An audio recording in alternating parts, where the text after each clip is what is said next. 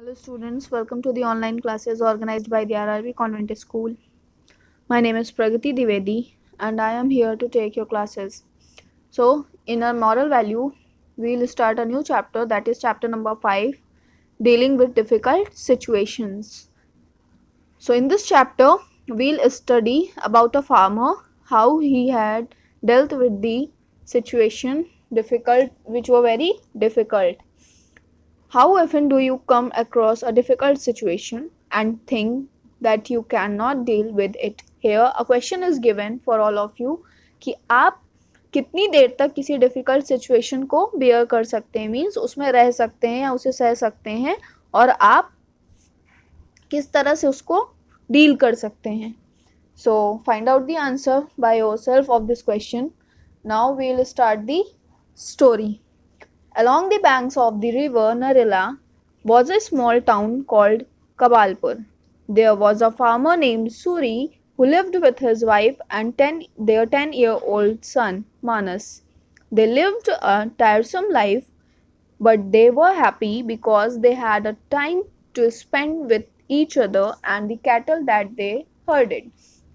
So ये जो story है ये कहाँ की है? एक रिवर थी नरेला, उसी के पास में रिवर के साइड में टाउन था जिसका नाम था कबालपुर. तो ये स्टोरी उस टाउन की है, कबालपुर नाम के टाउन की है, जहाँ पे नरेला नाम की एक रिवर भी थी.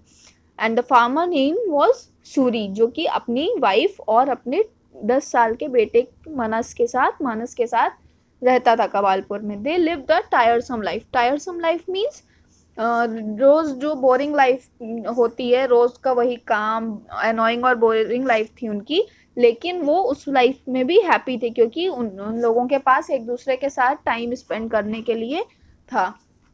And they the cattle that they herded means animals, जो हर्ड मीन्स क्या होता है? ग्रुप ऑफ कैटल्स, जो ग्रुप ऑफ काउज होता है उन्हें हम लोग क्या कहते हैं? हर्ड कहते हैं. तो हर्डेड मीन्स हो जाएगा जो वो ग्रुप को, जो एनिमल्स के ग्रुप को वो यहाँ से वहाँ ले जाते थे चराने के लिए और सब इन सब चीज़ों के लिए. तो ये सब चीज़ों के साथ वो बहुत ही ज़्यादा खुश रहते थे, जबकि उनकी लाइफ बहुत ही ज़्यादा अनोइंग थी उसके बाद भी. Manas used to check on the cattle in the morning before he went to go to school. Suri would rear them in the afternoon and plough the fields as well.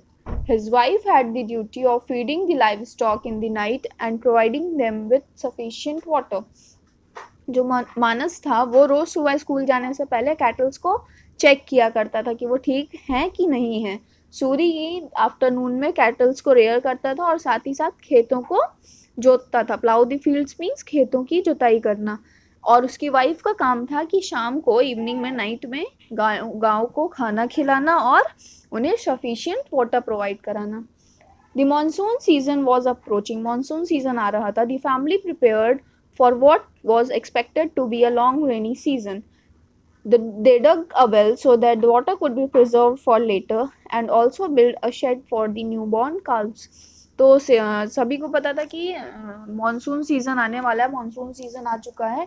तो जो family थी farmer की, वो पूरी तरह से prepare करके खुद को रखी हुई थी कि एक लंबे सीज़न के लिए, लंबे मॉनसून सीज़न के लिए उन्होंने वेल डग कर दिया था, ज़मीन में गड्ढे खोद दिए थे जिससे कि जो बारिश का पानी है वो स्टोर हो सके, जिसका यूज़ वो बाद में फील्ड्स वगैरह में कर सकें. और जो न्यू बॉर्न बेबी थे काउस के, उनके लिए उन्होंने नए शेड बनाए हुए थे. In no time the monsoon had hit the town in full swing. It had taken most people by surprise because the rains never stopped for more than 15 minutes at a time. It was an insane torrential downpour. Suri and his family were glad that they had made arrangements beforehand.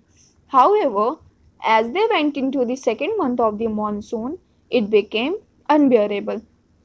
So, in no time, थोड़ा सा भी time नहीं लगा कि जो monsoon था वो बहुत तेज़ी से आ गया अपने फुल आंधी तूफान के साथ में. और बहुत सारे लोग सरप्राइज हो गए थे मॉनसून से, क्योंकि जो वो बारिश थी वो 15 मिनट से ज़्यादा के लिए रुकी नहीं रही थी. मतलब बहुत ज़्यादा रुके तो 10 मिनट 5 मिनट, उसके बाद फिर से बारिश होने लग जा रही थी. तो ये क्या था? एक टॉरेंशियल मीन्स होता है a very great in amount, मतलब मूसलाधार बारिश हो रही थी. Suri and his family was happy because वो खुश क्यों थे, क्योंकि उन्होंने पहले से ही मॉनसून की अरेंजमेंट्स कर चुकी थी। लेकिन जैसे ही वो मॉनसून के सेकेंड मंथ में पहुंचे, जो बारिश थी वो कैसी हो गई, अनबियरेबल मीन्स असहनीय। There was a storm every day, रोज आंधी आया करती थी। द ट्रीज वर फॉलिंग, जो पेड़ थे वो गिर रहे थे। क्रॉप्स हैड ड्रोन्ड, जो क्रॉप्स थे वो बाढ़ में डूब चुके थे। And the river was on the verge of overflowing, और जो रिवर थी वो वर्ज, वर्ज मीन्स रोड के साइड में जो किनारा होता है, रास्ता होता है जो कि ग्रीन ग्रास से ढका हुआ होता है, कवर्ड होता है, जिसपे ग्रीन ग्रास होती है, वो सारी क्या हो गई थी, पानी में डूब गई थी। और जो पानी था उनके ऊपर से बह रहा था। The cattle were stuck in the shed, और जो कैटल्स थे, जो भी काउज और काल्व्स थे, वो किसमें, शेड में फंस गए थे। As the water level kept rising, जो पानी का लेवल था वो रोज बढ़ता जा रहा था। So it was necessary to move them to a safe area, तो ये ज़रूरी हो गया था कि जो कैटल्स थे उन्हें एक सेफ एरिया पे पहुंचाया जाए। The cold water and the low temperatures were unbearable, जो कोल्ड वाटर, ठंडा पानी और टेम्परेचर था वो क्या हो गया था, इनबियरेबल हो गया था, असहनीय हो गया था। When they went to shift the cows, they found that a few of them had run away in the middle of the night. तो जब सूरी वहाँ पे गया अपने काउस को शिफ्ट करने के लिए, तो उसने पाया कि उनमें से कुछ तो रात में ही, आधी रात में ही भाग गई हैं।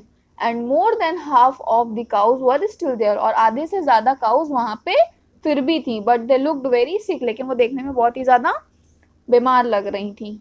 दे slowly and successfully moved to a warmer higher shed, धीरे धीरे करके और सेफ्टी के साथ वो लोग क्या किए, जो बाकी के कार्स और काउस थे उन्हें गर्म और ऊंची जगह पे शिफ्ट कर दिए। A few weeks had passed since the end of the monsoon season, monsoon season के एंड होने के कुछ दिनों बाद ही सूरी वॉज इंथुजिस्टिक, इंथुजिस्टिक मतलब क्या होता है, इंथुजिस्टिक मीन्स होता है full of excitements, enthusiastic means full of excitement. तो एक्साइटमेंट के साथ जब सूरी अपने वर्क पे जाने की सोचा, विच ही परफॉर्म्ड पैशनेटली, जो वो बहुत खुशी खुशी परफॉर्म करता था, to Suri's horror he realise that his cattle had caught a deadly infection, उसे रियलाइज हुआ कि जो उसके कैटल्स हैं उन्हें एक डेडली इन्फेक्शन हो गया है। Most of the cows would not make it through the illness, बहुत से ऐसे काउस थी कि जो बीमारी से नहीं निकल पा रही थी। व्हेन ही ट्राइड टू री इन्वोगरेट हिज क्रॉप्स, जब उसने ट्राई किया अपने क्रॉप्स को दोबारा से उगाने का, द लैंड वॉज इनफर्टाइल, तो जो लैंड थी वो अउपजाऊ हो चुकी थी, मतलब उस पर क्रॉप्स ग्रो नहीं कर रहे थे। And nothing could be grown there, और कुछ भी वहां पे उगाया नहीं जा सकता था।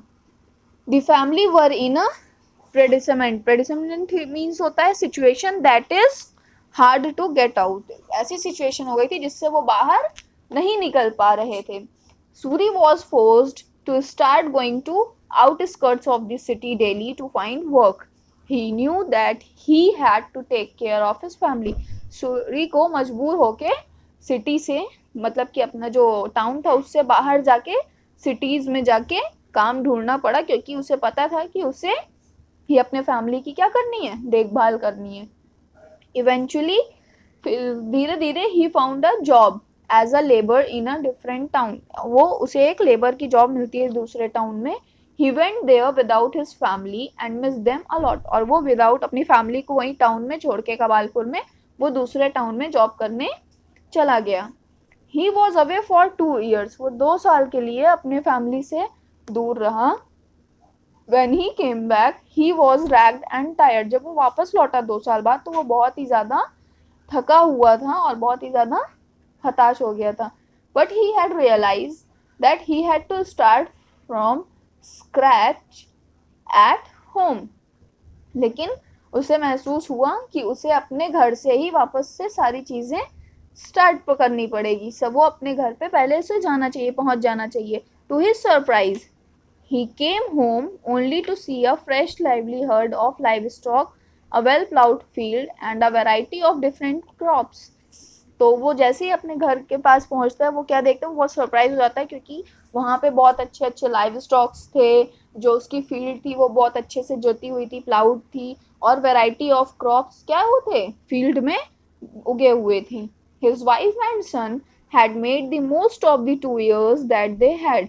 तो जो उसकी वाइफ और जो सन थे उन दोनों ने जो 2 साल बाहर था सूरी, उसका अच्छे से उसके लिए परेशान रहना या उसकी याद में खोए रहने से बेटर उन्होंने कड़ी मेहनत करके ये सारी चीज़ें दोबारा से हासिल कर ली, instead of being sad and waiting for Suri to come back. उन्होंने कड़ी मेहनत की और got the field and the cattle back to prime condition, और जो फील्ड और कैटल्स थे उन्हें वापस से पहले जैसी कंडीशन में ले आए. This meant that the work that Suri did became a bonus and the family made up for the losses that they incurred during the monsoon disaster. So इससे क्या हुआ कि जो सूरी ने जितना भी मनी अर्न किया था वो उनके लिए एज अ सेविंग्स हो गया, एज अ बोनस हो गया, और जो फैमिली के लॉस हुए थे मॉनसून डिजास्टर में वो भी उन्हें कवर अप करने को मिल गया. They found a way out of a very difficult situation and laid the foundation for a healthy farmer that Suri kept going for years to come. By the end of his life, although he had more setbacks and struggles, he fought through it, figured out solutions, and turned out to be the most successful farmer in the land. His family was beside him every step of the way. तो उनके जो भी situations थी, difficult situations थी, उससे इनको निकलने का क्या मिल गया, टाइम मिल गया, और बहुत ही अच्छे से उन लोगों ने इस चीज़ को, इस टाइम को और इस सिचुएशन पे जो भी इनको फ़ायदा हुआ, बोनस मिला, उस सब चीज़ों का बहुत अच्छे से यूटिलाइजेशन किया. और by the end of his life जो सूरी के अपनी ज़िंदगी का अंत था उस तक में अपने बहुत सारे उसने सेटबैक्स और स्ट्रगल्स, बहुत सारे ऐसी चीज़ें इस्टेब्लिश कर ली थी जिससे लोग उसको क्या करते थे, उसकी सराहना करते थे, उसको प्रेज करते थे. Figured out solution and turn to be the most successful farmer in the land. और उसने सारे प्रॉब्लम्स का सॉल्यूशन निकाला और वो उस लैंड का या उस टाउन का सबसे सक्सेसफुल फार्मर बन गया. और इस पूरे जर्नी में उसकी फैमिली हमेशा उसके हर स्टेप में उसके साथ खड़ी थी. So the moral we have learn from this story is that in life difficulties are thrown to us every day. हमारे पास जो प्रॉब्लम्स होती हैं वो डेली आती हैं. We can overcome them no matter what the situation. लेकिन हम हर प्रॉब्लम, हर डिफ़िकल्टीज से बाहर आ सकते हैं, चाहे वो किस भी टाइप की हो या वो किसी भी सिचुएशन में वो डिफ़िकल्टीज आई हों. हमें अपनी डिफ़िकल्टीज, अपनी परेशानियों से हताश होके नहीं बैठना चाहिए. इंस्टेड हमें उसका डट के सामना करना चाहिए और हमें सॉल्यूशन ढूंढना चाहिए कि हम किस तरह से इस प्रॉब्लम से बाहर आ सकते हैं. So this was the explanation of the story named Dealing with Difficult Situations. So that's all for today, and we'll continue the next chapter in our next class. Till then, thank you all of you.